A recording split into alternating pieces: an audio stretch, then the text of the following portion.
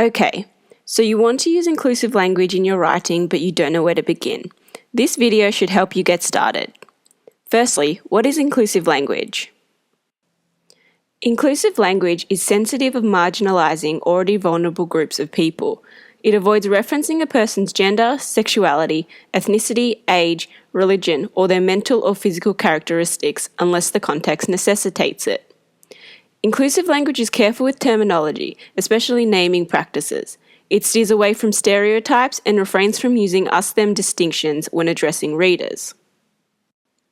That all sounds great in a general sense, but what about some specific uses? Gender. Don't use he, him, and his pronouns when gender is undefined or ambiguous, or when referring to both males and females. Instead, use the gender-neutral plural forms they, them, and their, or opt for the second-person gender-neutral you. Naming practices. Don't use blanket terms such as Africans and Asians that group different cultures and ethnicities under one umbrella. Do use terms that are preferred by the group of people in question. For example, when referring to Australia's Indigenous population, Aboriginal and Torres Strait Islander are the recommended nouns and adjectives used to describe individuals. For groups, use their specific names, such as Wurundjeri and Pintubi. When referring to the parts of a person's name, don't use first name or surname. These terms imply name order that is culture-bound. Instead, use given name and family name. These terms consider different cultures where a person's family name comes first.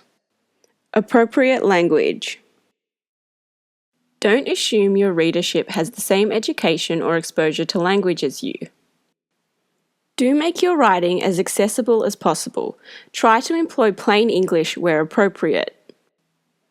Some principles of plain English, as outlined in the style manual, are to use everyday words, avoiding cliches and slang, be concise, avoid double negatives, favour an active voice to a passive voice, and to keep sentences to an average of about 22 words. The examples seen in this video barely touch upon all that inclusive language encompasses, but I hope that it has been helpful in getting you started. For more information on inclusive language, see the links in the blog post below this video or conduct your own search. Thank you for watching.